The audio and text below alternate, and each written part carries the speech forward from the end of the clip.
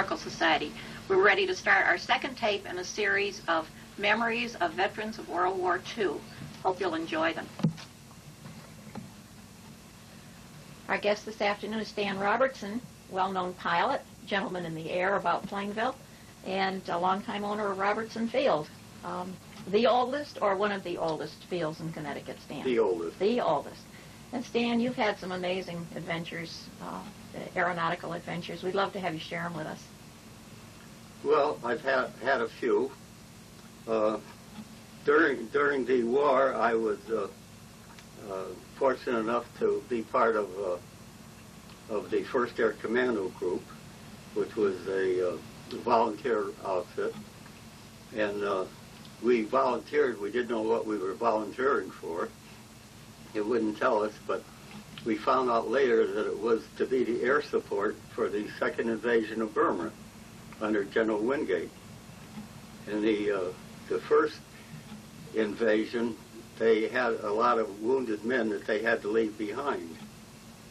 So at the meeting in Ottawa, where Churchill and Mountbatten and the rest of them came over, they asked if they could have some light planes to fly out the wounded.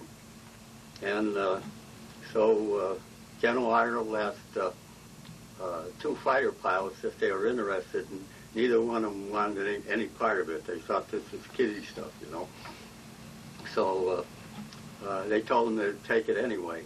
So they asked for volunteers, and we were fed up with all the baloney in the States at this time anyway, anxious to get out and do something about it. So we volunteered, and they had 100 light plane pilots that were going to be the nucleus of the whole thing. And then our COs thought about it, and they thought, well, they should have a little fighter protection. And then all these British soldiers were going into Burma, and they thought, well, why couldn't we fly them in with gliders? So they saved them a lot of walking that way by flying them in gliders. And then we had a very high priority, and we could get most anything that we wanted. And for a while, we even had bed sheets in our beds instead of just a mattress cover. What luxury! And we ended up with all kinds of fancy equipment that had just been tested. Our outfit was the first one that ever had rockets on airplanes. It was the first one that ever had bombers stay overnight in enemy territory because the weather got so bad they couldn't get back. And it's the first one that ever had a helicopter that saw action. Mm-hmm. That was the first use of a helicopter. Mm-hmm. And everybody had many skills. So we were a force of only 500 people. And you had to be a cook, a guard, and medic, everything. And it was a wonderful group. Everybody pitched in and worked like crazy, and we couldn't hire local laborers because of the security on it. Stan, you have a hat with you that says "Rescue by Helicopter." Is that in this part of your story? Yes, I was picked to fly cover. You can hold it up. Huh? Hold the hat up. Hold it up. I was given this cap at a reunion in California when the 4 of us that were in the first rescue by helicopter in the combat zone, we had a reunion, and one of our men was shot down, so they wanted to have the helicopter go out after him. And the helicopter that time were very unreliable, very slow, the engines overheat and everything. And we had a joker in our outfit. We had some wonderful jokers. And this joker found out where this man was waiting to be picked up. And he'd been there 3 days, so he flies over and he drops him a 3-day pass signed by the commanding officer. I'm sure it made him feel Yeah. wonderful. but we eventually got there and flew them out, and they were able to make some more rescues of it. But the helicopter had just been released to the Army at that time, and it was underpowered, and the engine would overheat, and the pilot could only weigh 150 pounds because they were, so marginal on lift. And on a hot day, they had to get the thing off the ground, they had to speed it up, and then it'd be like a kid popping a clutch on a car, and the blades would dig in and it'd kind of jump up, and then if he went forward with it, why, he could make the thing fly. That's amazing, because Yeah. today they're the workhorse of Now and these helicopters have replaced the light planes, the job that we did. When you went in with light planes to pick up wounded, I would think there would be a problem taking off in some of those situations.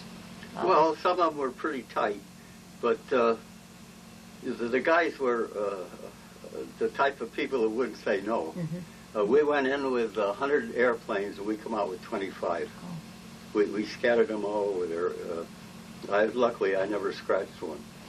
Now, Stan, you were flying over what was called a hump, and that's No, never got as far as you never got to the hump. No.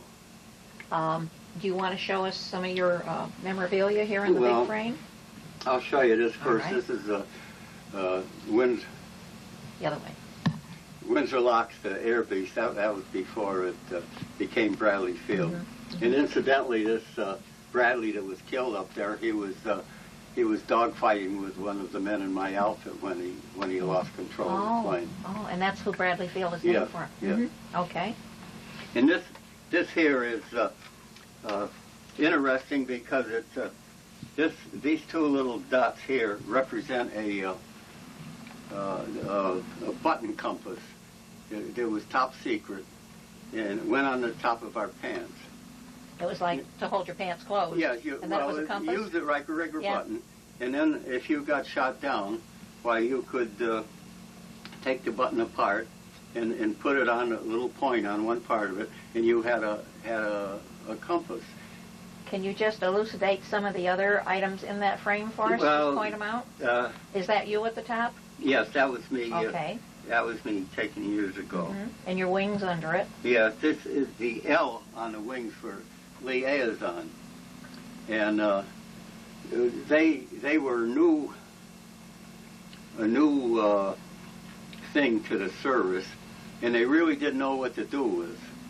And so I jokingly said that I'd go by the other word, a liaison, an illicit relationship, because they didn't know what the heck they were going to do with us.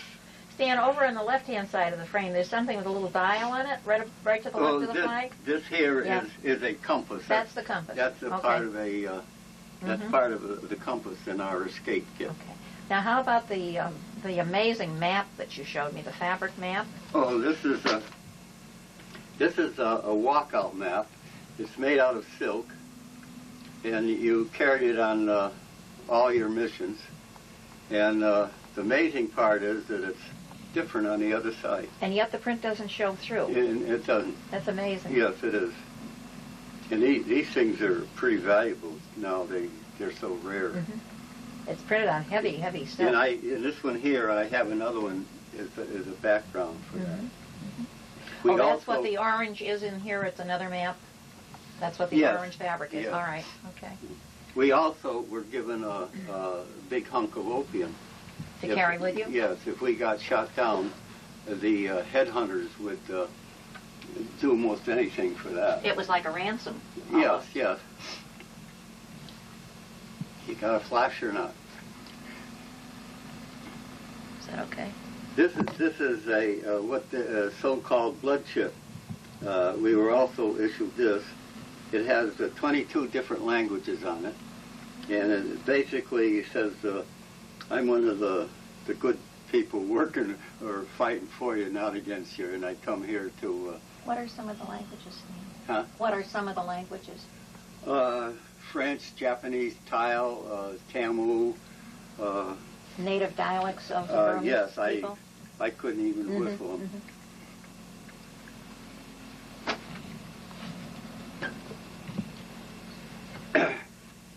Now, our outfit was in the funny papers during the war. Milton Caniff with Terry and the Pirates. He used to follow our outfit, and amazingly, he did pretty close to what we were actually doing. And this is the cartoon that Milton Caniff gave me and autographed it. Now this is an original cartoon. Yes. Oh, that's amazing. Yes. That's wonderful. This is the size they do for the newspaper, Yes. and then they reduce it. And what's this lethal-looking thing that we have down here beside you? Over here, Stan. Well, here it is. This is a Gurkha knife. They call it a kukri. It's really an ugly-looking thing, but it's very well balanced. And the Gurkha people come from Nepal and Bhutan, and they've been in the British Army for years. It's an old established custom, and they are wonderful fighters, little guys. And now this was used as an armament or cutting through the jungle? This is like us carrying a sidearm. I mean, and I've heard stories that the Japanese didn't want to bury a guy unless he was all together, and they used to cut the head off a fat guy and put it next to a skinny guy or something to allow some up. What are the two little indentations? Well, any particular reason for that? I don't know, unless I've heard that that's to keep the blood from dripping down. I've heard that if something came down, you're fighting somebody, and it would your knife edge would hit there instead of getting your fingers. I don't really know. Well, it certainly doesn't look like anything I'd want to tangle with. No. And there's two knives that come with it. One is for skinning, and the other is for sharpening.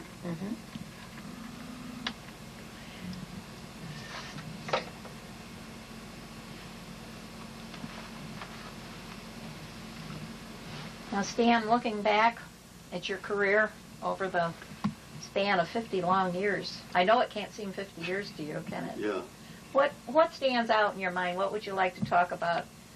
The thing that when you think of your war service, what stands out in your mind? Well, I think of all the work, for one thing, and man, there was really hard work connected with it, and the dedication of some of the people. But my group, the light plane pilot, had a very rewarding experience in that we didn't have any armament on our planes at all. We were mostly almost like a 911 number. A rescue unit. We would go around and go where we could do the most good. And I have picked up men that are very badly wounded, and they never made it out unless we flew them out. Did you have a special setup in the back of the plane for wounded men, or did they have to be propped up in the seat? They had a stretcher. There was a stretcher area. Yeah. So it's very rewarding to know that there's a man that's wounded. He can't even talk or anything. And I'm the most important man in the world to him because I can get him out. And we would go from these little strips. They carved these little strips out of the rice paddies. And the darn British would, it's job to carve it out. So they'd keep on making them shorter and shorter. Then we sweating it out more. So we got wise, and no matter how long they made it, would roll to the end so that they wouldn't shorten it up anymore. Because there was trees on the end sometimes. Do you keep in touch with any of the people that you were in the service with? Yes, we have a reunion every year. And everybody hugs everybody's wife. It's the darndest thing you ever saw. Well, you certainly shared a very interesting segment of the war. It's a wonderful friendship there. And what were the years that you were in, Stan? Well, I went in 42, and I think I got out in 45 or something. 3 years, almost. 3 very long years. Yeah. Yeah. Well, thank you very much for sharing your memories. That's a very interesting segment of the war. Thanks, Stan. Good. I'm glad it's over.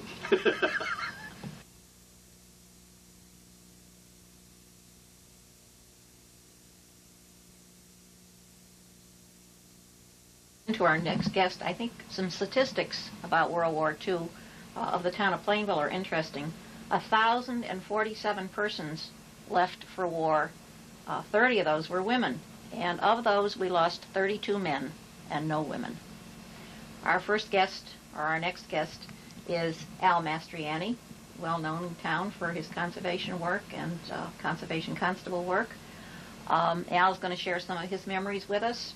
And Al, I understand you went in as a fairly young man. Yeah, pretty early. I was drafted in 1945. I had just gotten out of high school.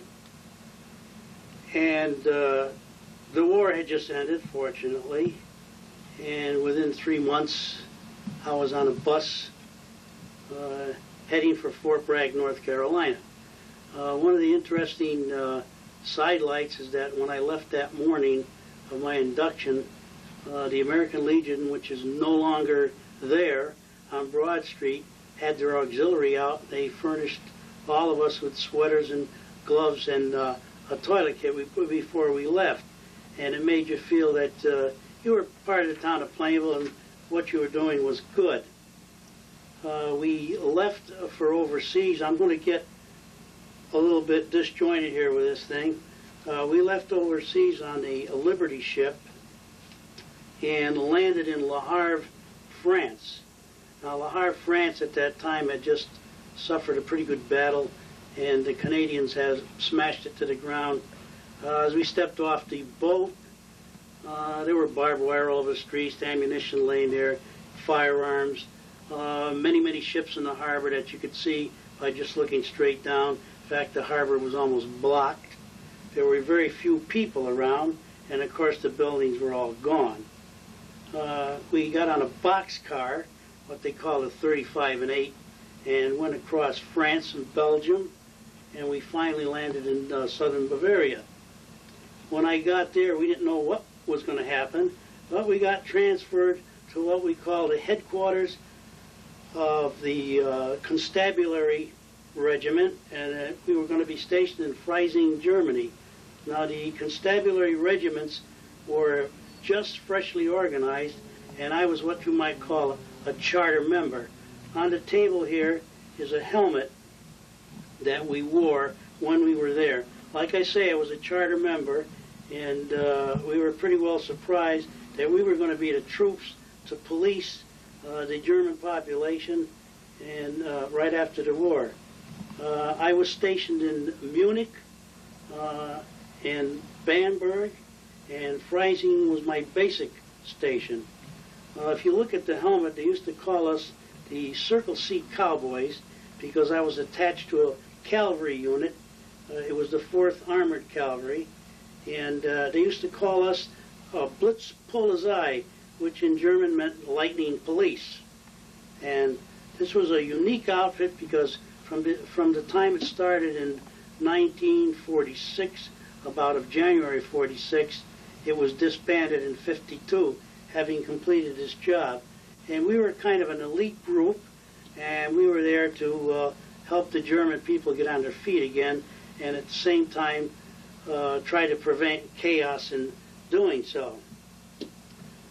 We also had a hostile population because we were the victors there, so everything had to be kind of gone over with a fine-tooth comb.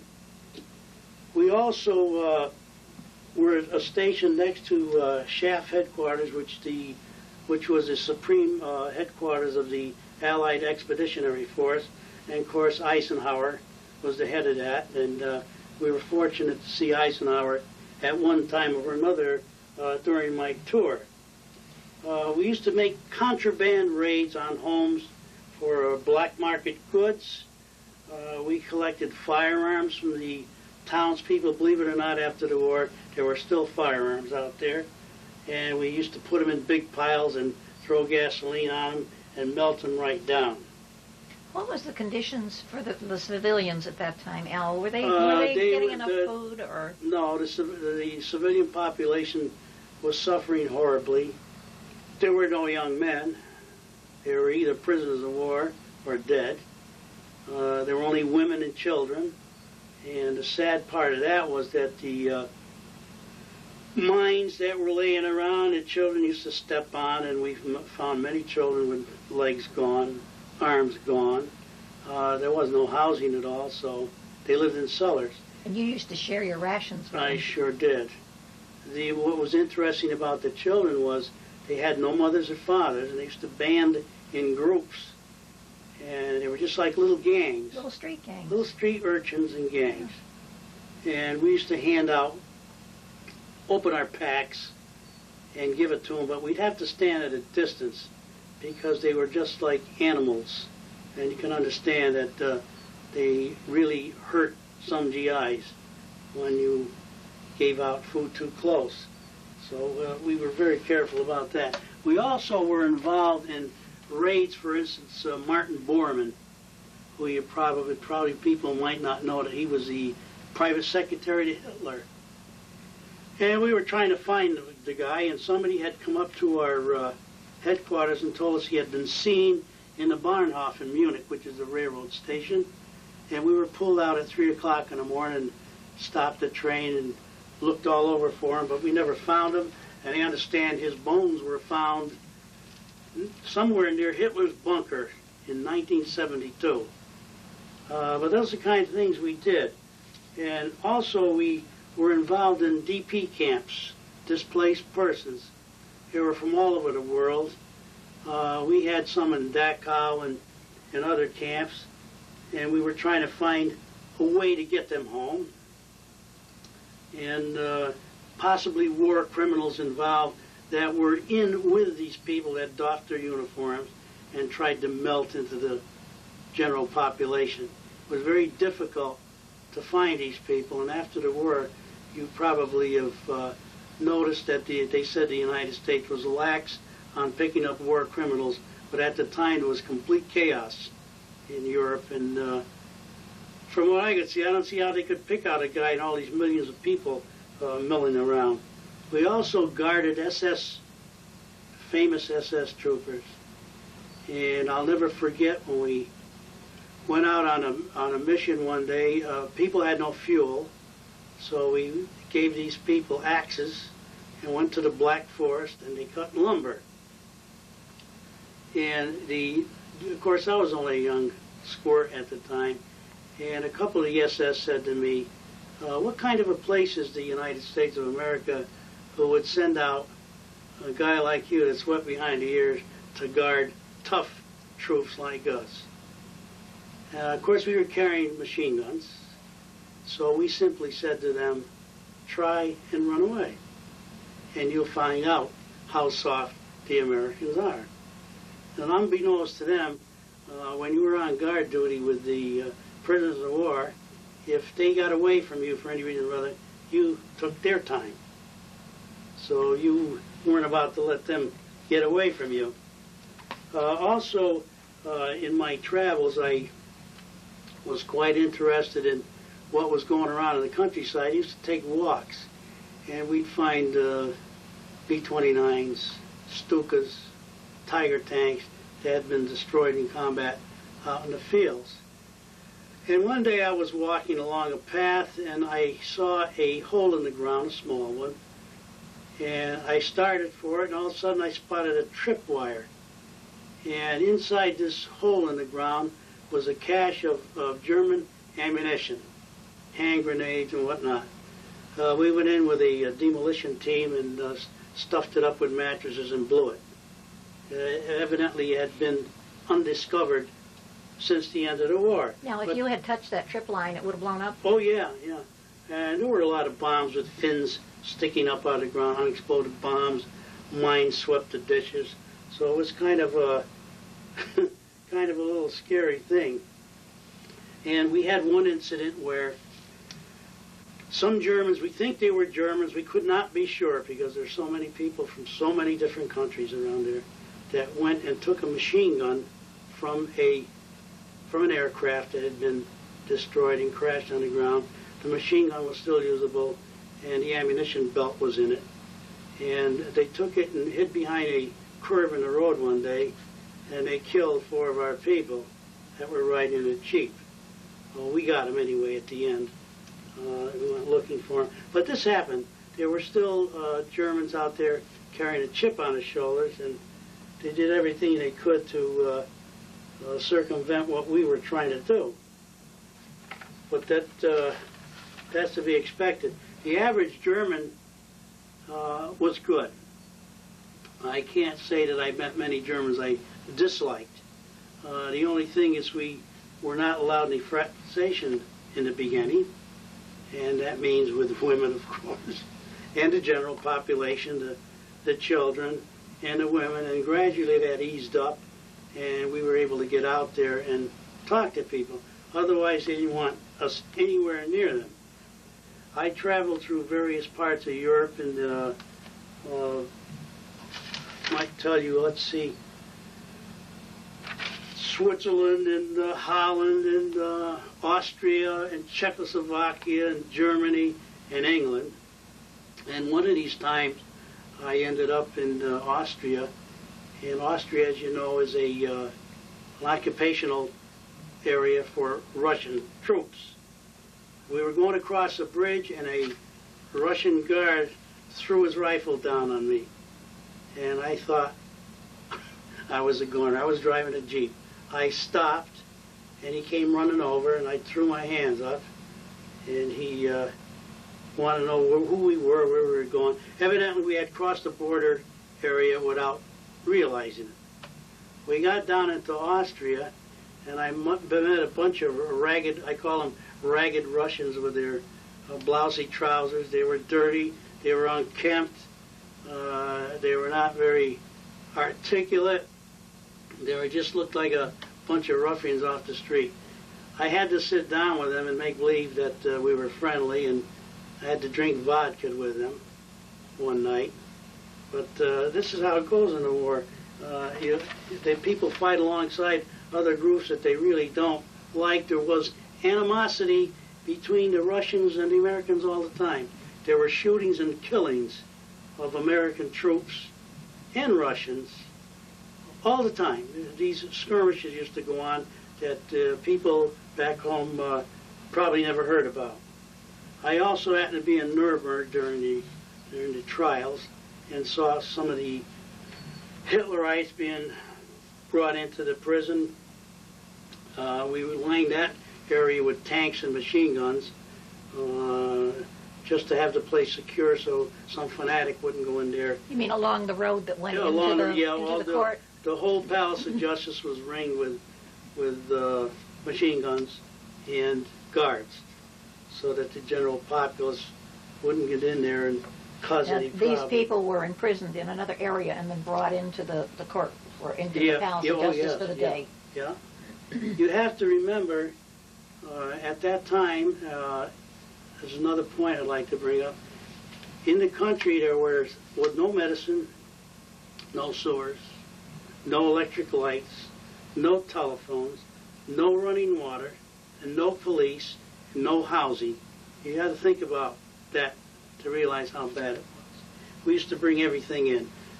We used to go up in the mountains and bring water down because of the bodies that were in the canals. All along the streets of Munich and the other places, there were women placing wreaths where there were bodies buried that were not dug up from the rubble, and you could smell that sickening sweet smell as you went down the street. But after a while, you got used to that anyway. And of course, we did get a few Germans that were trying to leave the country just by luck that brought them back that were Nazi people. We also ran into black market problems. You can imagine what happens after a war like that. And we tried to police that also. I was down in Hitler's hometown and saw his Berghof up there, in the Bavarian Alps. And he looked pretty good. And surprisingly enough, Hitler wasn't German, he was an Austrian. And it might surprise some people to hear that. And I came home after a couple of years there and on a troop ship, and it was loaded with war brides. And after all these years, I was contacted about 2 years ago, and I'm now the commander for Connecticut of the U.S. Constabulary Veterans Group. And this group meets regularly, Al? Yeah, we're having reunions right now. And we were like a forgotten group right after the war. And it's gotten to be quite an organization now. We have probably, I've collected 30 in Connecticut alone, you know, former veterans. And we have a list now of 900 to 1,000, but we've lost a few that have passed on. These would be all men. There were no women involved in this? Not in this type of unit. Contrary also to you may believe, we were armed all the time. We carried sidearms and rifles when necessary. And there were skirmishes all the time. And that's how they considered this part of the war years in 1946. The war officially ended in, I believe, at December or January of 46. But this was called the Cold War, right? Yeah, it was called the Cold War, although sometimes the war was hot. Al, I want to ask you a question. You and I are very interested in animal welfare. Yeah. And you must have seen some pretty bad things with the animals when you were there. If the people were starving, what about the animals in Germany? There was not a cat nor a dog to be seen. From what they tell me, they ate them. Horses? They were gone. There were a couple horses, but mainly on farms I saw those. But there weren't any animals in the city. No cats and dogs or any of that thing. I had a little dog myself when I was over in Germany that I had to give up. There were plenty of rabbits, but these were out in the countryside. So basically the animals were wiped right out? Basically, yeah. I saw a few hawks now and then, but other than that, there was nothing. Al, looking back after 50 years, can you believe it's 50 years? Looking back at your military experience, what stays in your mind the most? I think probably what stays in my mind the most is the hell that those people went through, the civilians. They're the ones that suffered terribly. When you see the children and the mothers, it's just unbelievable, especially when there's no men. They had to go on their own. And no medicine, and nothing to help them with. The average German soldier was a guy like myself. He wasn't politically motivated. He wasn't an SS trooper. He was just an ordinary citizen that got caught up in the war. So you think the civilians are what stand out in your mind the most? Sure. Nobody wins in the war. Thank you very much, Al. It's very interesting. Thanks a lot.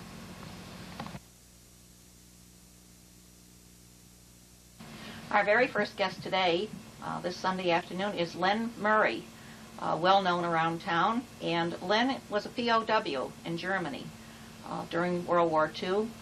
The only person in that status that we could find that would come and talk to us. And we're very happy to have him with us today. We have some medals on his jacket. We have prisoner of war, ex-prisoner of war association badge on his jacket.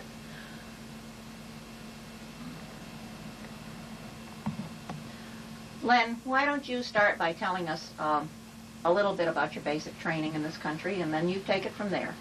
Well, I was one of those many of the class of 42 that went in early 1943, and a lot of us went down to Camp Polk, Louisiana. I spent almost 2 years down there training with an armored division. Then they decided that wasn't quite good enough for us. So they picked a whole bunch of us up and sent us over to Europe so we'd be on standby for the invasion. Now, you were a machine gunner, Len? You were a machine gunner. Yeah. I was assigned as a machine gunner, and as soon as the invasion was over, they had to replace some of the bodies. I was one of the replacements. You know, they turned in old bodies for new. This was which invasion now? Normandy? Invasion of Normandy. Okay, all right. I spent a few weeks learning the ropes there, and we were supposed to head up the breakthrough for Patton's big drive across France. My outfit did real good on that. They got 14 miles ahead of the lines. And by doing so, they stuck me way out front. We got cut off and spent a day or so trying to get our way out. Finally found out we couldn't do it. The only thing we had left was rocks to throw at them. So probably the bravest man I ever met happened to be a German sergeant. He come walking down the hedgerow, the sunken road, and called out and said, well, do you want to quit now or fight it out? One of our guys hollered back and said, give us 10 minutes. He said, I'll give you 5. And he turned his back on us and walked away. Because like I said, we couldn't have done anything to him anyway. But he came back. We all stood up. Probably the most frightening time of my life is to have a scared 18-year-old that I had just been trying to kill stand pointing a Schmeiser at my stomach. He was my captor. So they marched us down into the back. And they treated us pretty decently at first. We traded off cigarettes. And then, lo and behold, the American Army came through. The artillery support that we had been hollering for suddenly came in, right in the bivouac area where the whole bunch of us were standing. There were 48 of us that went up into that little triangular battlefield, and out of the 48, 24 of us were captured. And to the best of my knowledge, 3 of us came back. So the odds, I guess, were pretty much in my favor. So they got us back, and we walked our way across France, Belgium, and Holland. And it was so fun being chased by your own army. We were part of the German retreat. Len, what time of year was that? Was that winter? That was August 1944. And the Germans thought they could save equipment if they put us on top of their tanks and gave us white flags. I figured, well, maybe the planes coming in strafing would see that and veer off. But as soon as they started the tanks up, we throw the flags away. They used to get a little bit upset. But it wasn't my idea to keep them happy anyway. If I could irritate them, that was my job. I always told people that up until that time, we weren't too sure which way the war was going, but as soon as the Germans got me on their side, they were done. But after getting back to the first prison camp was in Aachen, Stalag 12A. And we registered there, and that's when we first were allowed to notify the Red Cross. And this, I think, was about 5 or 6 months after my mother got the telegram that I was missing in action. Mother still has the telegram. And so anyway, we stayed there for a while, and then all of a sudden the Americans decided they were going to bomb that camp anyway, the PW camp. So the Germans decided to move us. They walked us into Aachen. We get on a train. It took the train, we got as far as Frankfurt. And we were really bombed there. There's such a thing known as a string of bombs. Well, the freight car was along the tracks, and the string straddled the boxcar I was in. There were roughly 130 of us in that boxcar. And since we had tried to make an escape once, we cut a hole in the roof. Somebody had a penknife, worked at it quite a while. The first guy that stuck his head up, that was when we found out that the Germans had armed guards at the top of each boxcar. So they opened up with their Schmeisers. They didn't hit anybody. But anyway, they boarded the hole up and they locked the freight car and left us there for 7 days. So it was 7 days with no food, 5 days with no water. We finally got down to the main camp in Munich. And this was just about October, beginning of October, taking that long. I got captured on August 12th. And we were forced to work in the railroad yards in Munich, filling bomb craters and laying track. But we couldn't let things go like that. We did as much damage as we could. In one particular instance, we saw some cables that were just laying on the ground. We didn't know what they were. They went down through a bomb crater. So one of the guys had a pickaxe, and he buried the pickaxe in the cable. It started sparking smoke, so we worked like hell, covered it all up. But the smoke kept coming up through the dirt. Germans got a little upset about that. They used to put us in a little place called solitary confinement every time you did a little bit, the slightest thing to irritate them. I'm surprised I didn't spend my whole 9 months in that little box. How was the food and water situation at that time? It all depends. Well, as far as the food in Munich went, it all depends how well you like pumpkin soup. Some people have never heard of it, but that was our main staple. You had pumpkin soup and you had 3 potatoes a day. And on that you were doing heavy manual labor. Oh yeah, we were doing slave labor. And every once in a while, like about once a month, they'd come around and they'd give you 1/4 pound of fat pork. That was your meat ration for the month. One thing about fat pork, you didn't have to chew it. You just put it in your mouth and it slid down. But anyway, we got in trouble there. A couple of us got in a little bit too much trouble in the camps. So they decided to call us troublemakers.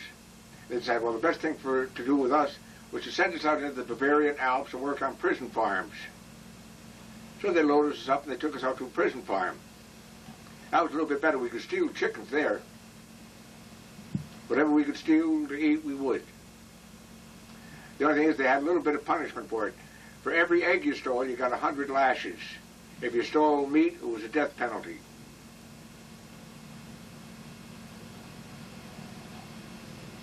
Did you have any? So did you have any interplay with the people in the countryside, the people in the Bavarian Alps? well, I found out right up until the very end of the war, the people that we met in Germany were decent to us, really, but they were behind Hitler all the way, right down to the last day. There was no such thing as a non-Nazi. Anyway, we stayed in that place. We worked on the farms during the day, and we were locked in jails at night. But we put up with this for quite a while, and then we could hear the artillery coming from the advancing lines. And we decided, well, this is no time to go through another battle line. We'd already been through one of those a couple of times. So we figured, well, we'd better take off and go back and see if we can meet the American lines coming. So we took off one night. There were 19 of us. We took our German guard with us. We had his rifle. I had his stick grenade. I had hurt my leg. And so they figured since I was the slowest one, I'd be at the tail end of the column. I could be a delaying action because I couldn't run. So we took off in the middle of the night, and we traveled at night and hid out during the day. The German guard was smart enough to know which side his bread was buttered on, and when we got to the German lines, he said we were a work party, and he got us through like that.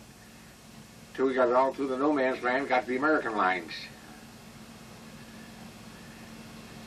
Got back over to the American side. They were a little on the trigger-happy side.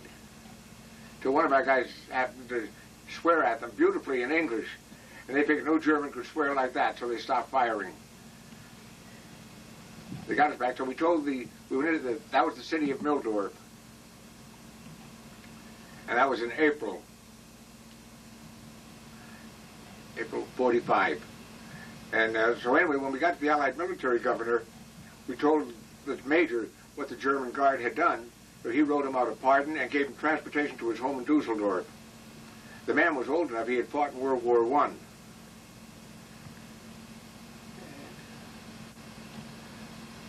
He may have been looking after his own hide, but he saved ours, so we figured it was worth it. So they were using older men and very young men at that point of the war. Well, there was only 2 grades then. By that time, one of our guards at one time had been on the Russian front, and he froze all the toes off of 1 foot, so they sent it back off the lines, and he was our guard for a couple of months. Then they decided he wasn't that bad off, they were going to send it back up the Russian front again. So that's when they turned the old man over as a guard to us. So then after that, it was fun and games from then on. Of course, at that time, I didn't look too good. When I was captured, I weighed about 185 pounds. When I got out, I weighed 138. And weren't you wounded, You too, talk Len? about your diets. Weren't you also wounded, Len? Yeah. I got hit in the left leg. Mm-hmm. And this was what was bothering you when you made your escape? Yeah. That's bothered me ever since. In fact, I've even been into the VA hospital this week. But anyway, most of the fun was being put on a diet once the Americans got a hold of us. It was fabulous. Chicken stew, all the milk you could drink, till we got to New York. And then in New York they said, hey, Now you're going to get a treat. We're going into Camp Shanks, New York, and everybody's going to get steak. It's true enough. Everybody got all the steak they wanted. They only made one mistake in the mess hall. They had Germans working as KPs, and one of the men went up, finished his steak real fast, like most of us did, and he went up and he asked for another steak. The German told me he wasn't going to get any more. But the GI went over the counter after him. That was the last day that they had a German KP in Camp Shanks, New York. That German... And then coming back, I got as far as Plainville.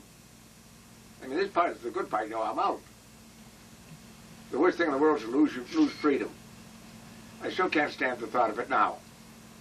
If I get off the bus in the center of Plainville, I had this 60-pound duffel bag with me. I get off the bus, and the first guy I bumped into was Bob Hummel, a guy I'd known in high school. So he gave me the good, glad hello, shook hands, said, "Where are you going?" I said, "Going home." He said, "No, but that thing you're not." He picked up that little duffel bag like it weighed 5 pounds, threw it in the back of his car, and said, "Come on." He said, "You don't walk," he said, "You ride." He took me home. Yeah, that's good for it. That's good. Yeah, that's good. Lenny, if you had to look back over 50 years now, what stands out in your mind the most? Was it the terror? Was it the fear? What do you think stands out the most? It's not just fear. It's the taste of fear. I mean, you can taste it. I mean, you can't describe what it is unless you can feel the fear and know the terror, and the horror happens at the same time. Thank you very much, Lenny. We appreciate you being with us today. Thank you. Series of tapes is Bob Cassidy, who was our town post office person, postmaster, actually. And Bob, how about filling us in on some of your experiences during World War II? Well, Ruth, it's we can go back to 1943. I was born and brought up in Plainville, and a son of Thomas and Hazel Cassidy, and of 7 children, 6 served in the service in World War II in Korea. And more about that later, about my family. But I was working the post office, and I was going to Central College over in New Britain, Teachers College at the time, when I got the word that I was called up, drafted, and in those days you went in, you're inducted, like I was inducted in February, and you get a 2-week furlough, and then you were sent to a training camp, which I left on March 3rd, 1943. My first assignment was Camp Croft, South Carolina, and of all things, probably because of my work in the post, I was a carrier. I became an infantryman, of all things with hobnails too. So I spent 13 weeks down in South Carolina, and it was a quick training, handling small arms and so forth and so on. From there, we went up to Shenango, Pennsylvania for about 10 days, and then we went into Camp Shanks in New York, and one night there, and then we got the word we were shipping overseas, and I was able to make a phone call, and I called my father, but in those days there was a saying, a slip of the lip will sink the ship. So I wanted to tell my father that I was leaving, and lo and behold, I'm walking on Broadway, and I met a couple from Plainville coming out of, I believe the show was Panama Hattie. One of them was Carol Drysdale, and his girlfriend at that time was a combat girl. They had married, and I said to the two of them, I said, "Please make a call to my father and mother when you get back to Plainville and tell them that I'm going to be on a long boat ride." So I left on, I believe it was the 4th of July. I left on the biggest ship at that time, which was the Queen Mary. And the Queen Mary was an English-owned ship, and it was the fastest ship afloat because and they had no support. What I mean is destroyers or anybody escorting the vessel because they could outrun any German sub. And we all knew we were heading for England at the time because the Germans occupied all of Europe and part of Africa.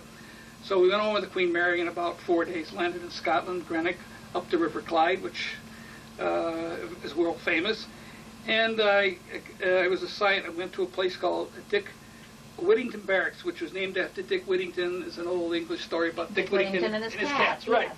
So it was an old English barracks. So about a week there, and about 6 were assigned to an infantry outfit in England, which was the 156th Infantry. Now, the 156th Infantry was originally a Louisiana National Guard outfit. And when World War I started, all your divisions were with 4 regiments, 4 infantry regiments. So they modernized themselves in 42, and the 156th Infantry was part of the 31st Division. It was the Southern Alphas, Alabama, Mississippi, and Louisiana. So the Louisiana 156 was pulled out and sent over to Europe. One of its battalions went into Africa and stayed there, the 2nd Battalion, and left the 1st and 3rd in England. Well, I became a member of the service company of the 156, and I spent over a year, 13 months in England, on the west coast of England.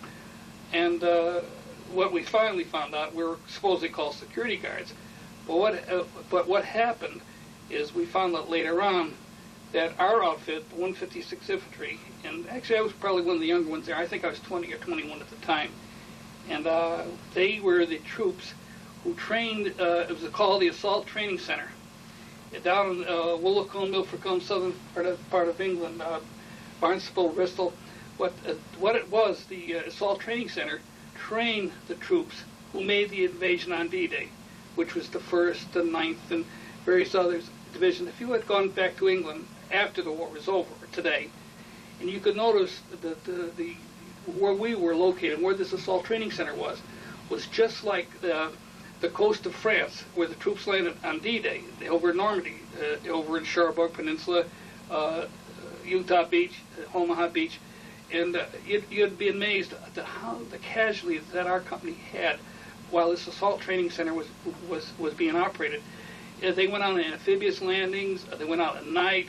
Several of our company personnel, or our battalion, or regiment, what do you want to call it, perished. They either got either drowned, or they were caught by gunfire.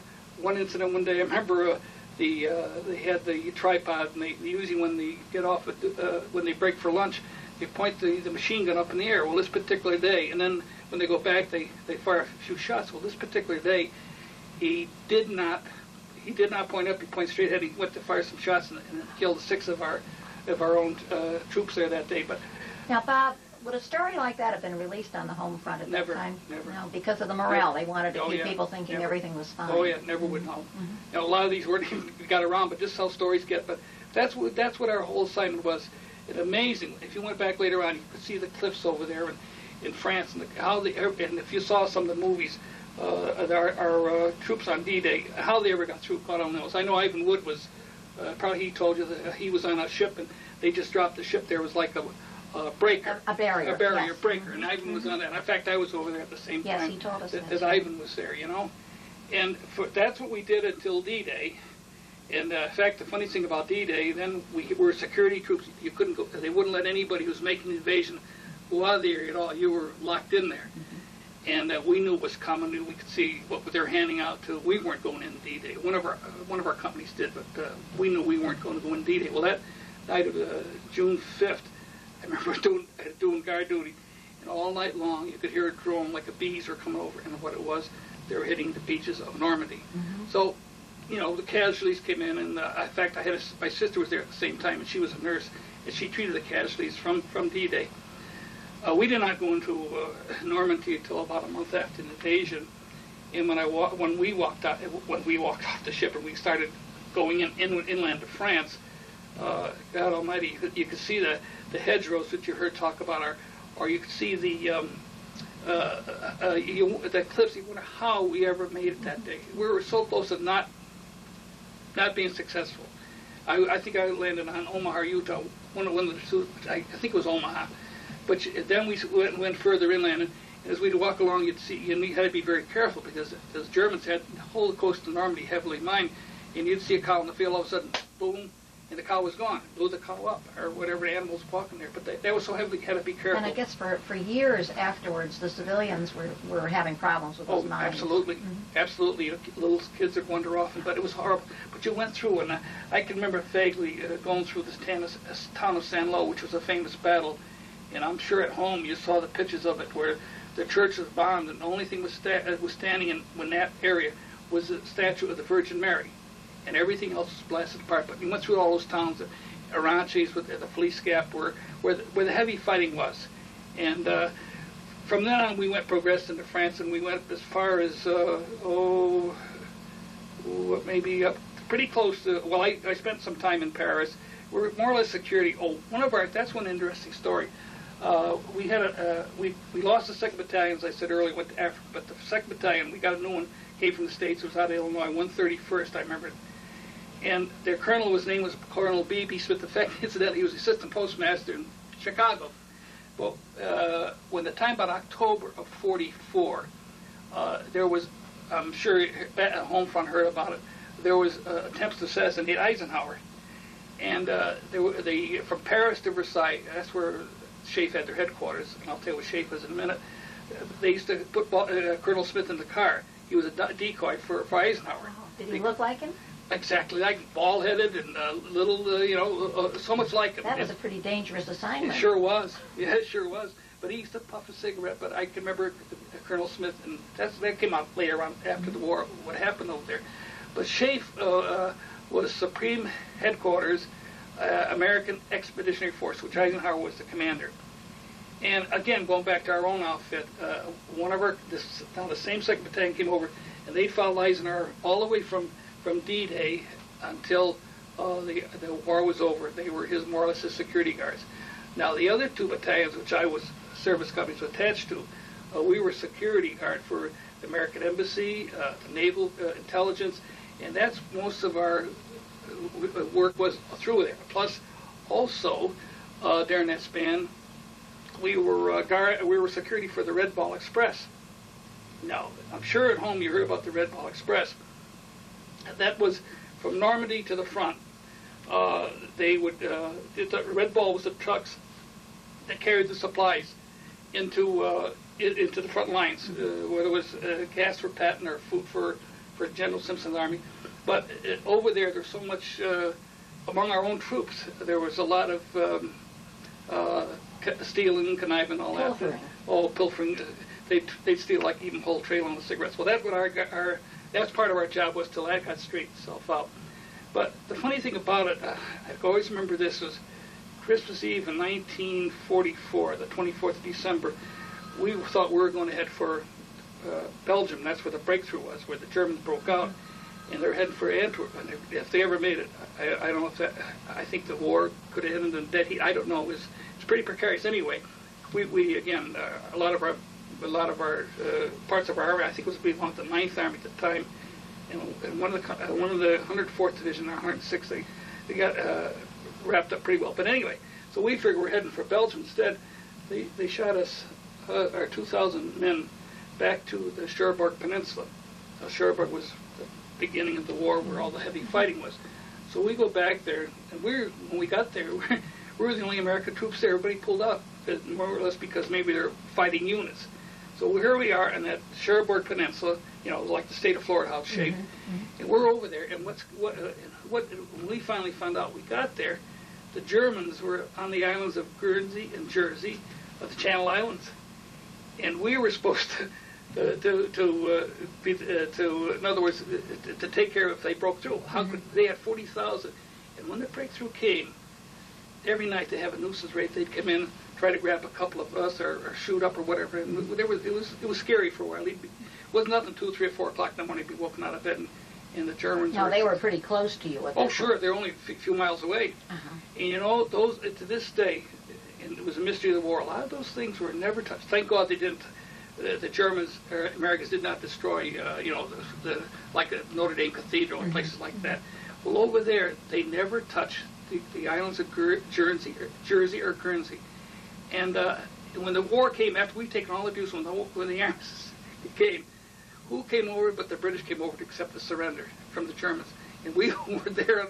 We were there for about 4 or 5 months, and all we were doing was just sitting ducks to be shot at, But that's politics. It sure was. That was very well. In Normandy itself, it's Deauville, one area in particular. Great mansions over there. They're a big gambling place up. Never touched. We could never understand it. But you look politics, but then also we're at that area in the Cherbourg Peninsula. I can always remember this name was our first sergeant, Jasper Mule, and he come up that morning and I heard him downstairs. He was crying, and the war was pretty well gone away in our favor. and poor Jasper comes up. He woke everybody up. He's crying. He announced that President Franklin D. Roosevelt had died. That was, I think, in April of 1940. We all got up. The first thing he did, our chaplain came over and he said a mass for Franklin D. Roosevelt. Now you got the news quite quickly. Quite quickly, yeah. Oh, yes. Of course, I don't know what the time here was, but poor Jasper, he's crying his heart out. So I remember that. And then the rest of it, more or less, as I said, was security. And I thought, oh, when D-Day came, not D-Day, VE Day came, and we were in a little town in Shoreburg, and I can remember when the news came over, the war was over. It was going to be a big parade that night. And there was the German, there's 2 jeeploads of German prisoners. Oh, they're raising their hands, comrades. They were so happy the war was over, you know. Well, it was tough on everybody. It was, and at that time, the German prisoners were either very young boys, 16, 17, or they're very old men. You know, that was the cream of the crop was gone. They were, shot. And I can remember that it was yesterday. I can always remember that night the parade, and this surprised me, and I always thought that France was a good Christian country. We got out in the parade that night, and it was on VE Day, and there we're walking, the mayor was in the front row, and we had a bunch of us there, arm in arm, of course, you had the wine, you were celebrating. All of a sudden he reaches, pulls out a flag, the communist flag. Oh. That day, I never realized up till then, I always thought France was but then as time pulled out, there was communistic, in it. But this is the country. It was a town smaller than, well, much smaller than, maybe something like Wingville or something like that. Rural place. Yep, and then I couldn't believe it out there, yep. So Bob, you lost a brother in the war. Yeah. William Cassidy. Yeah. Can you talk to us a little bit about that? Yeah.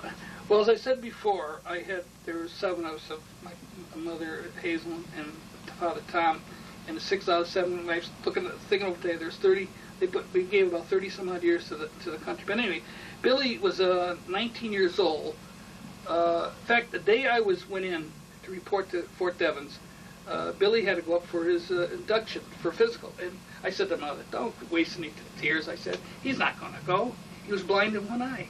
My goodness. He had just graduated the previous June. That was March. He had graduated the previous June from Plainville High School. He's not going to go. The next thing I know, I get a letter that Billy was accepted. Well, Billy, he was they call him, what was it, the name they had for him?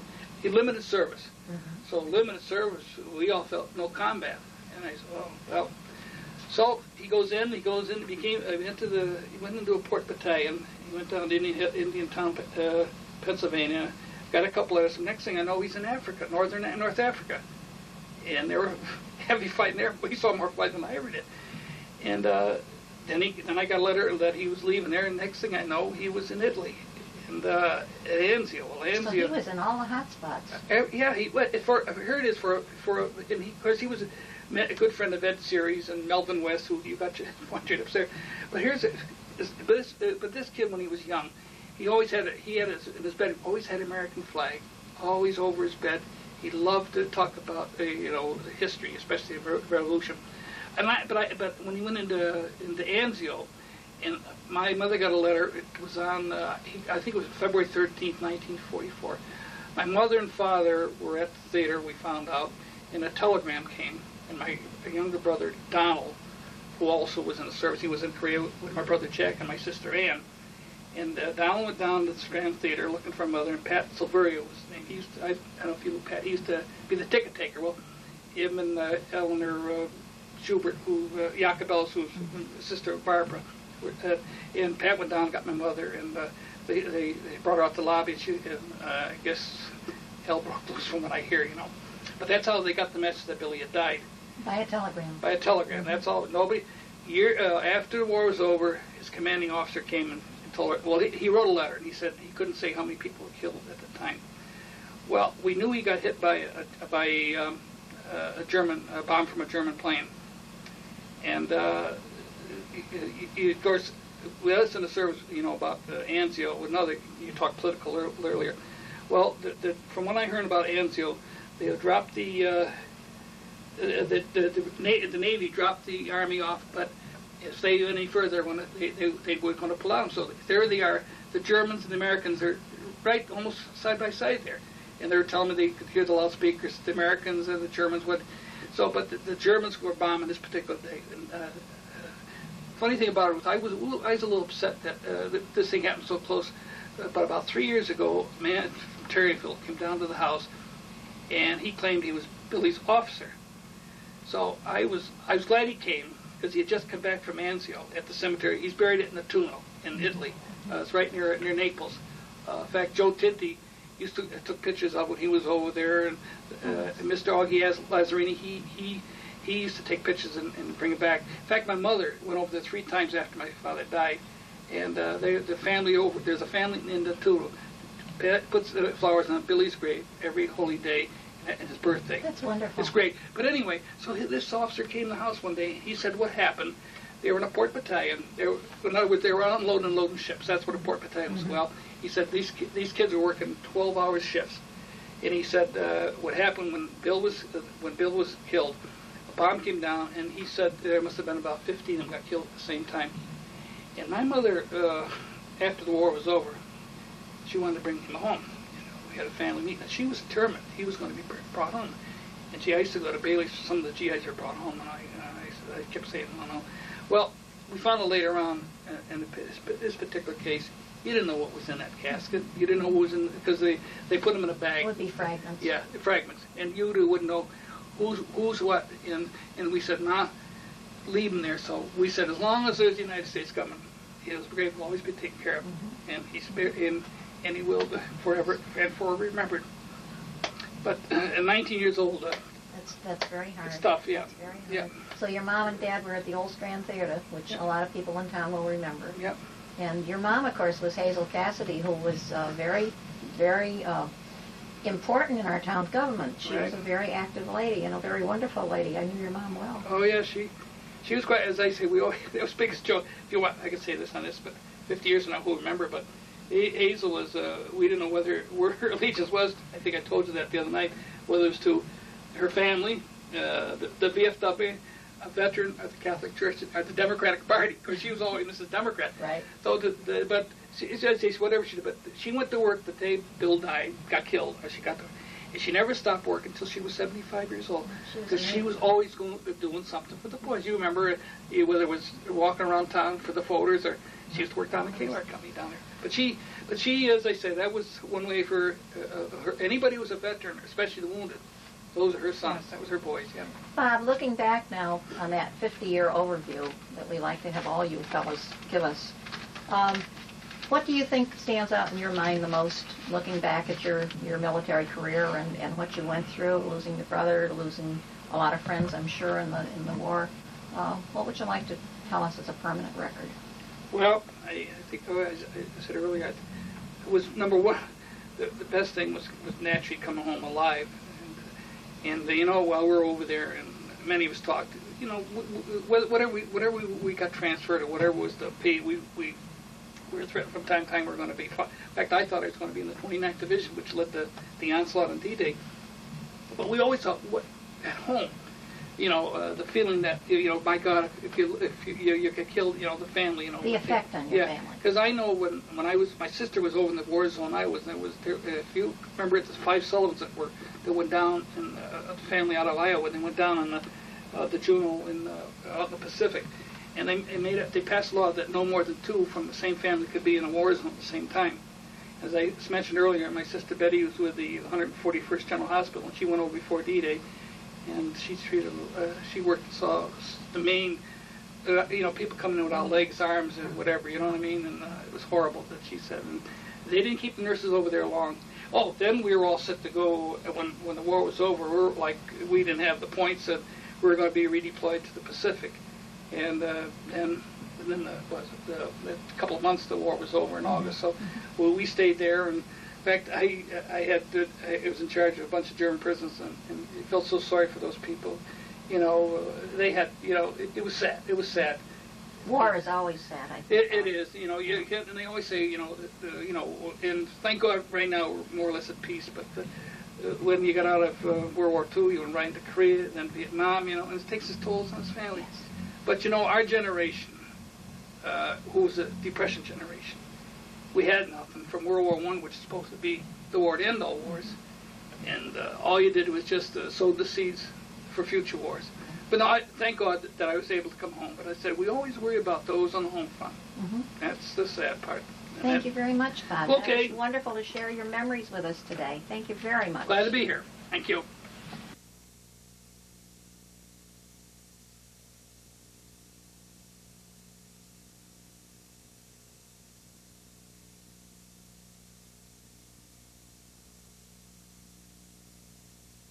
Simmons of Plainville, member of the VFW in Plainville, and Clayton is going to share some of his wartime memories from World War II with us. Well, starting there, I got my vacation, not vacation, but my basic training in Fort Devens, Mass. But was it really a vacation? Now, come on, Clayton. No, it was a basic training, but we went through the whole the basic training.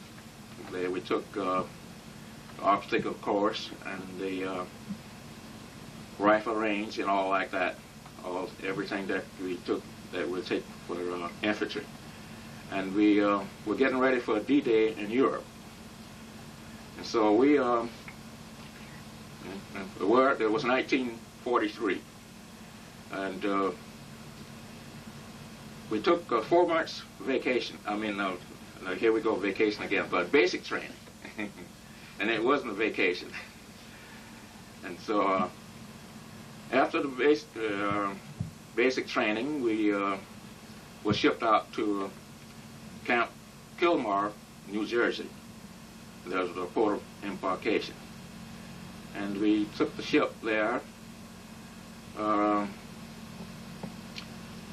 from New Jersey, and we crossed the Atlantic Ocean on the Queen Elizabeth, which at that time one of the fastest ships. And I was told later that there were 15,000 troops on that ship. And she had been converted temporarily to troop transport. That's right. Mm-hmm. So they had all the compartments with troops from top to bottom. And we took that ship because it was fast. I think it was about 40 knots an hour, which is equivalent to about 50 miles an hour on land. That way we could outrun all the submarines or down the escorts. And so we went to Glasgow, Scotland, and the North Sea. From there we took the train, all-night train, to England, to Southampton, England.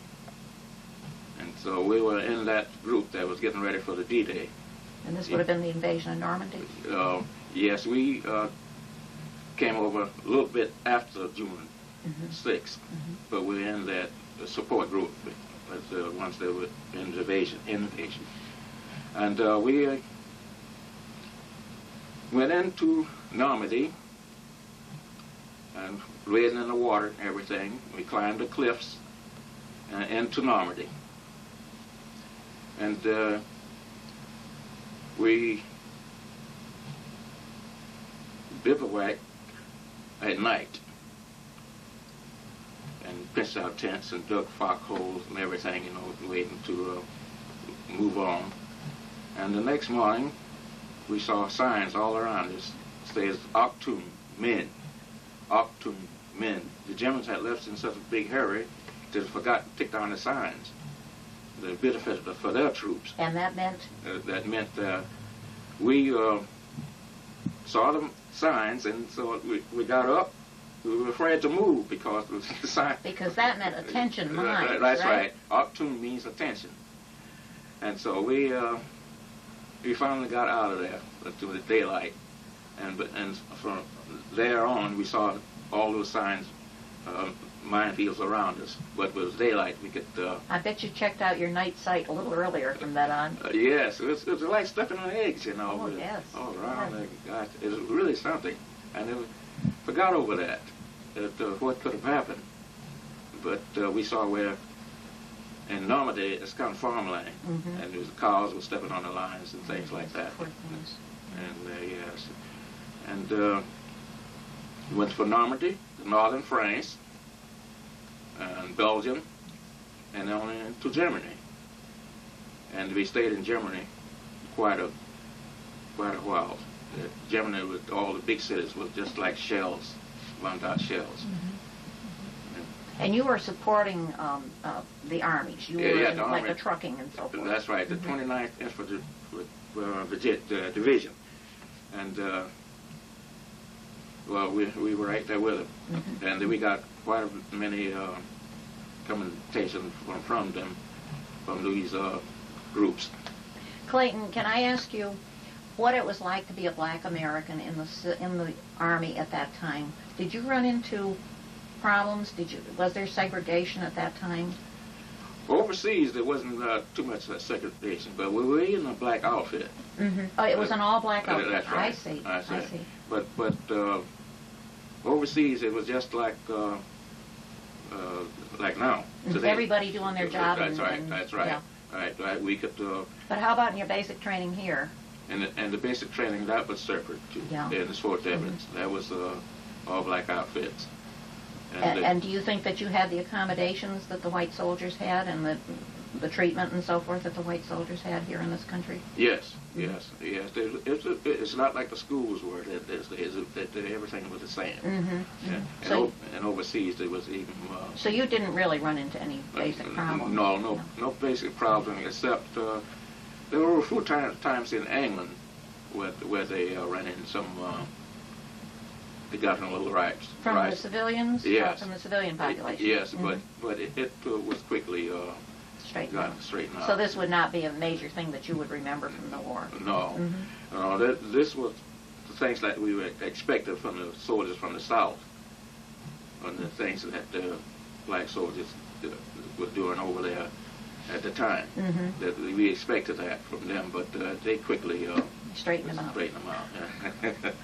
So from Germany, then, were you still there when the war was over? Yes, we were still there when the war was over.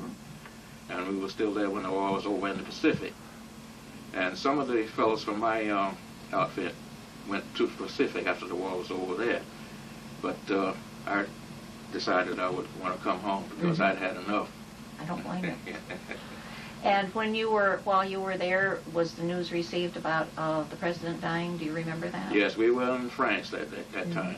And you got the news fairly quickly? Fairly quickly. And there's one thing that didn't, the people in France that didn't like Truman.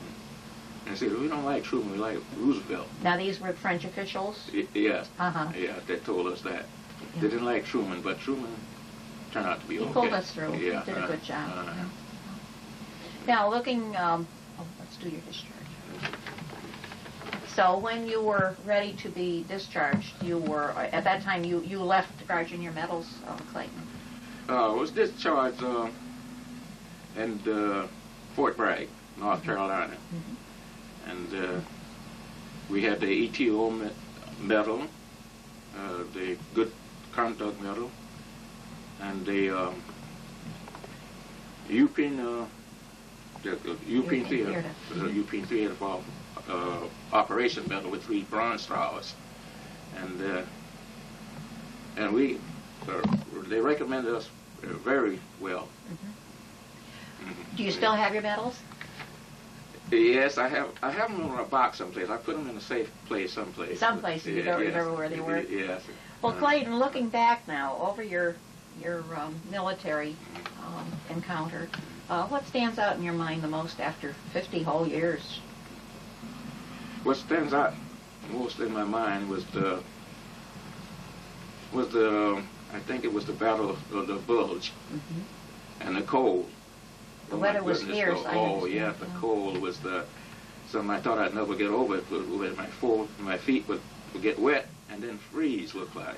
And it stands out most in my mind. And you would have been trucking materials into the troops there at that point. That's right. And those dangerous ammunition, those big.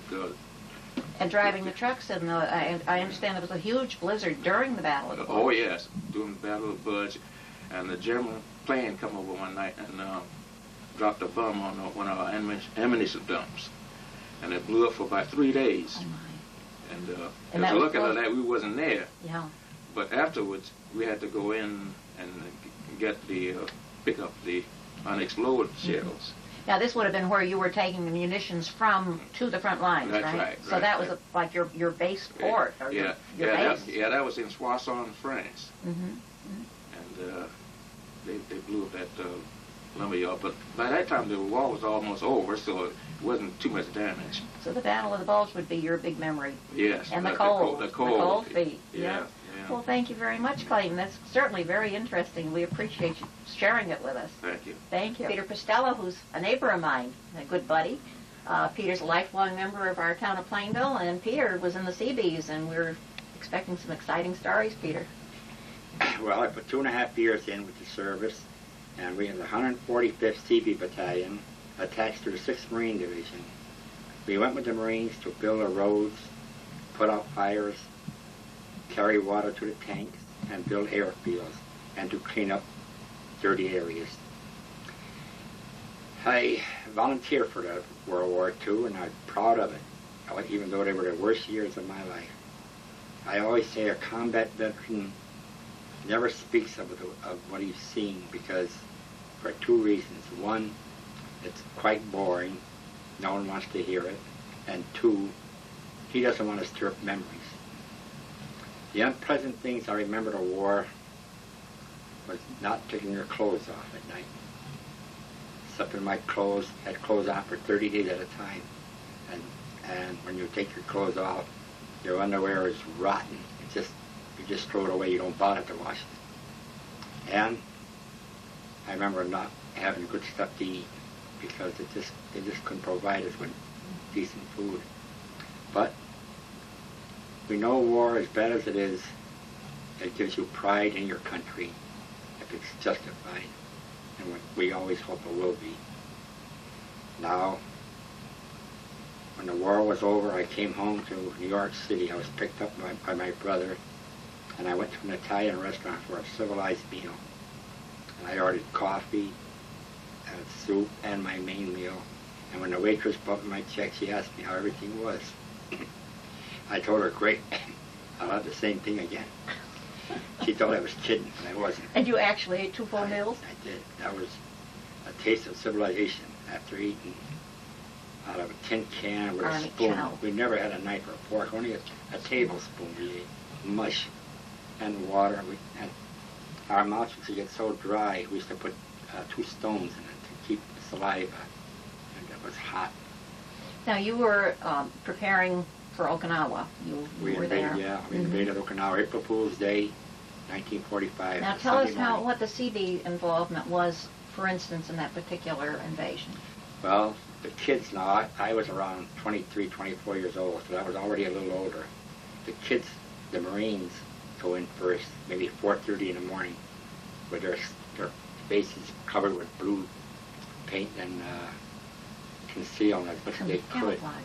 Camouflage as best they could. And we went in around 8:30 in the morning, when the fields were strewn with wreckage, tanks and boats and bodies. Mess, terrible. And you become so callous to it.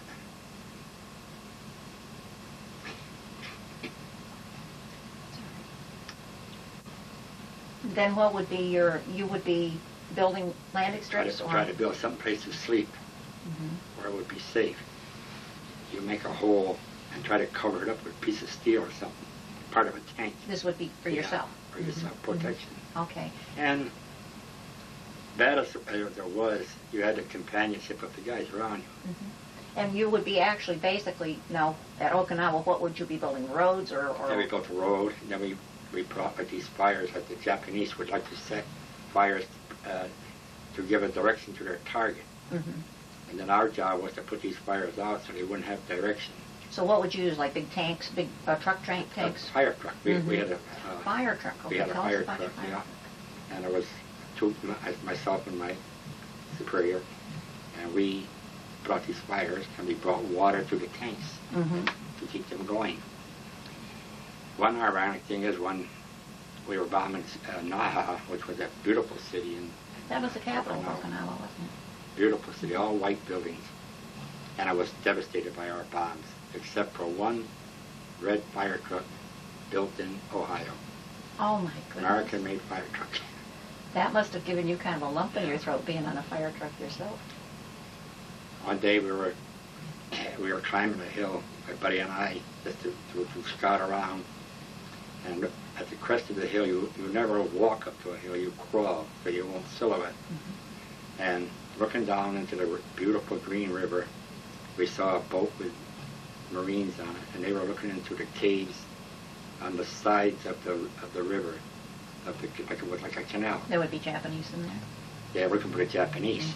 So I took my gun and I fired in back of their Marines just to startle them.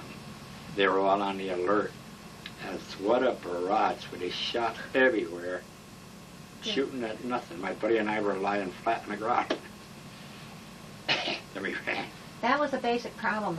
The Japanese soldiers were really holed up in those caves, right? They hole up in their caves, and sometimes our people are brutal, even though they are Americans. Now the goats wanted to be milked, see, and they would walk to the caves at night looking for their owners, and our boys would go there and follow the goats and kill people in their caves with a flamethrower or a hand grenade. Flamethrowers wipe out whoever's in that cave. No, well, wipe them out. Terrible war.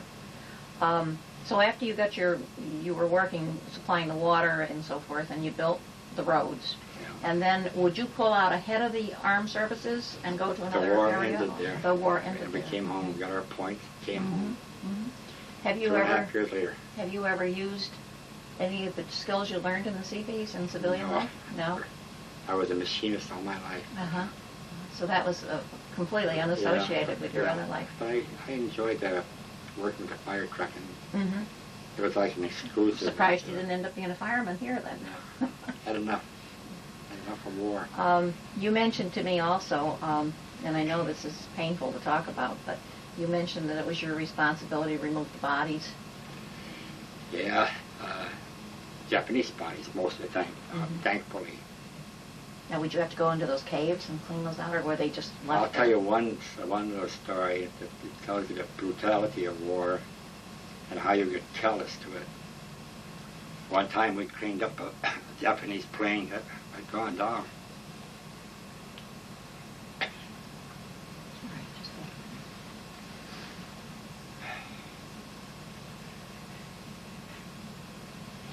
There were 12 kids, Japanese kids. Very, very young. They were using very young people at the end of the war. And they were all dead, blown apart, and we dug a hole and threw their bodies in. And their parents probably never knew what happened to them never because there was no notification. It's not good to talk about war like that. I don't, because it doesn't do any good. It doesn't do any good, Peter, but when we think how little we know about the Civil War now, and we're talking in the year 1993, in 50 years, World War II is going to be dimmer in people's minds. And what you guys, you vets, are doing with the Historical Society, talking to us, even though I know it's painful at times, we're trying to be as gentle as we can, but this is a wonderful thing to have recorded. How you feel 50 years after that Holocaust, that terrible thing that invaded your lives. We're just so grateful for you people for coming. Thank you, Peter, for being with us today. Thank you. I wouldn't.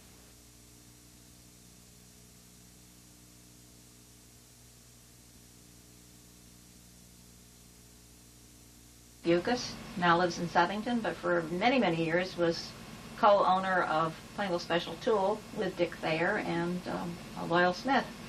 And Frank has had some different experiences in his military service, and he's going to share those with us.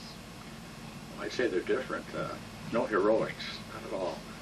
But I went into the service at Fort Devens, May 16th, the date I'll never forget, 1944. And I was at Fort Devens probably a week or 10 days. I did KP several times during that period of time. I was great for KP.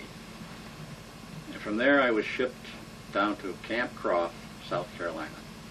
Oh, backing off at Devens for a moment. While we went through our orientation up there, I was told, you're going to go into the Ordnance Department. But that never happened. I ended up in the Infantry Training Corps down in Camp Croft, South Carolina. I trained there for 17 weeks. Did KP many times. after the 17 hot weeks, it was through the summer, all my outfit went in one direction, and I went in another, alone. I was sent to Fort McClellan, Alabama, and I was put in the medical corps. At that point, I was put in the laboratory to learn how to make false teeth, which was great after all the infantry training. I stayed there for a number of weeks. I can't tell you now, it's too long ago. But all of a sudden, one day I got orders to ship to Holt, Alabama, right near Tuscaloosa, to work in a shell plant. But first they sent me to Fort McPherson, Georgia, to be discharged into the enlisted reserve, because I couldn't work in the plant just as a soldier. Then I was brought back to the plant, and I went to work. We were making 155 millimeter shells, which were being used to a great extent after the Battle of the Invasion. That was a great point of needing all that arsenal of firearms. I stayed there, probably 6 months. And after that time, after the Battle of the Bulge, which was a big thing in Europe, the demand for 155 millimeter shells dropped off. So I lost my job. They made me a foreman there, by the way, while I worked there. But I lost my job. I got a letter that I was going to be reinducted in the service, and I was. I was sent to Camp Shelby, Mississippi, and they said, "Well, you're going to take, you're a raw recruit. You've got to take your training now." And baloney, I was a raw recruit. I wasn't any raw recruit. I had all the training I wanted. So they sent me. They said, "Well, anyway, you're going to Camp Crowder to take this training." So I was sent to Camp Crowder, Missouri.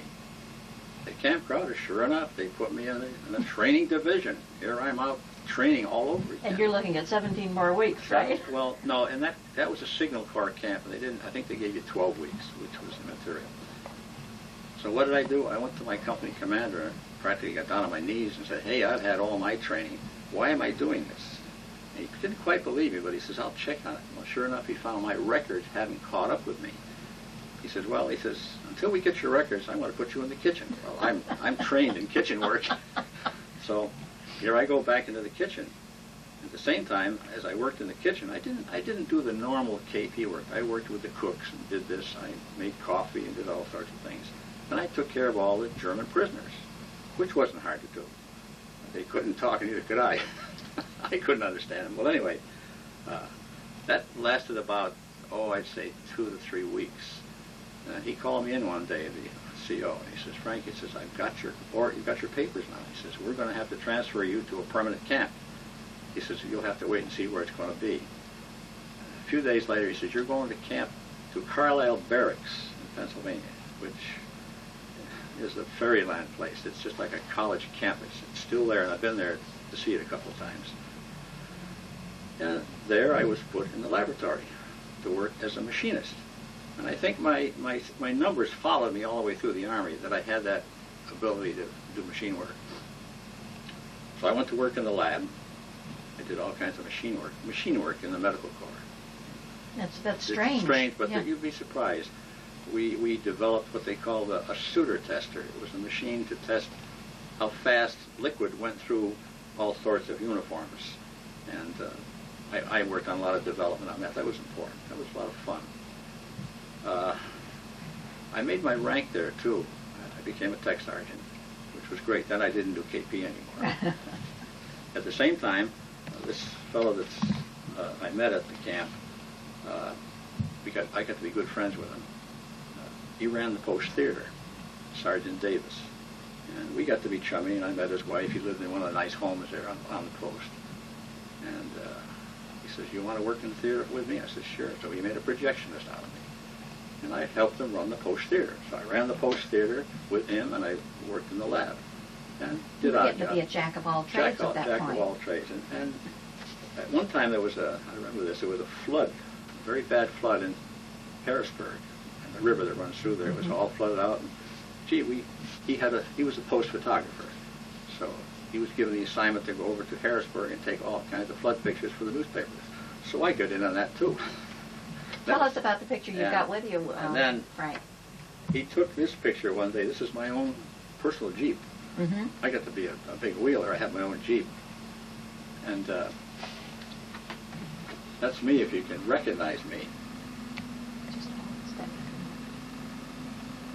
Yeah, that's quite a dapper young man that we're looking at there in his own Jeep. Probably out for a Sunday drive.